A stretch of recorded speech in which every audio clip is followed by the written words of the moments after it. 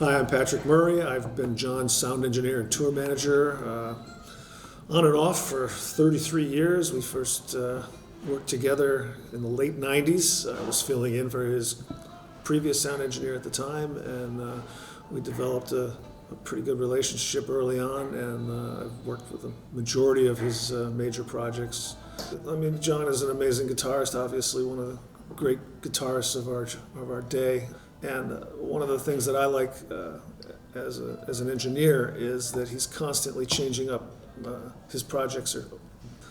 He'll do a straight-ahead trio for a while, then he'll do the funk project with the young guys, then he'll get together with some of his superstar buddies and do like the Scolo Hofo project with Dave Holland and Al Foster and Joe Lovano was one of those, and we did another project, Trio Beyond, with Larry Goldings and Jack DeJohnette.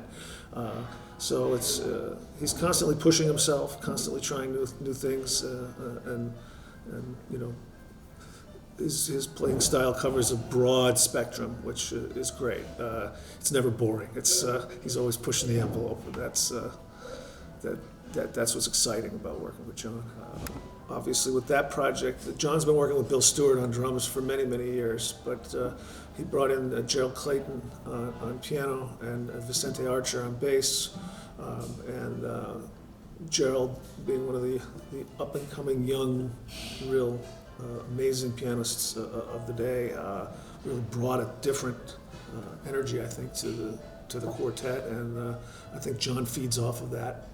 That's why he likes to have different musicians in his bands, and to kind of explore what they can bring to the table. That's the beauty of jazz, is every musician can bring something a little different to the project, and inject their personal style or techniques into the mix. Because when playing in a jazz quartet, you're playing off of each other and you're listening to each other, and it's a lot about listening to the other players, and especially when you get into the more freer forms of the improvisation. Those little things that can trigger a direction of where the solos can go or the arrangement can go. There's very little written out things, unlike pop music, which can be very written out and have specific parts that are played in very specific sections. The beauty of what John is doing is it's just, they play a basic song, they play the head, and then they take you on a journey. When we were playing with John's Uber Jam band, there was a little bit more production stylistic things that I would add as a sound engineer, because I was using a lot more effects and things, because we were doing groove tunes, and we had a drum and bass number where I would put a lot of effects in different sections for the drum during the drum solo, and Adam Deitch and I had things worked out where he would play certain parts of his kit and I would put certain effects on them in certain parts. But for what John's doing more recently with his straight ahead material, my job is really just to kind of take what's happening on the stage and have it be presented as neutral as possible, so that the actual feel of the band is coming across to the audience, similar to the way the records are recorded, basically.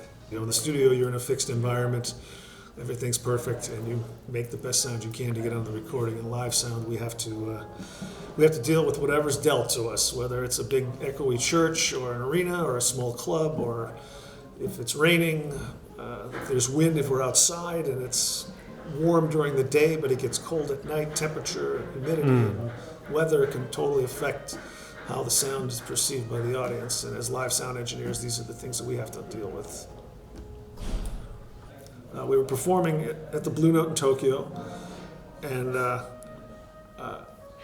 guess a volcano erupted in Okinawa or something offshore, but it was felt all the way in Tokyo, and during the show we felt the tremor, and it was pretty major. The entire lighting truss was swinging side to side. All the lights in the room were swinging. It happened while John was taking a solo, and he was so in the zone while he was taking that solo. The band kept playing. The whole audience gasped because everything was moving back and forth. I actually had to grab the console because I was like, whoa. And John just kept playing, and he heard the audience gasp, and he thought that they were just so impressed with his solo. But it really was because they were like not sure what was going to happen next because of the earthquake, and it was definitely a memorable moment. And we continued to play the set, and I don't think John really realized it until after the show when we told him what happened. So he was so deeply involved in the music that not even an earthquake stopped him from playing. That was actually for sure. That's a great memory.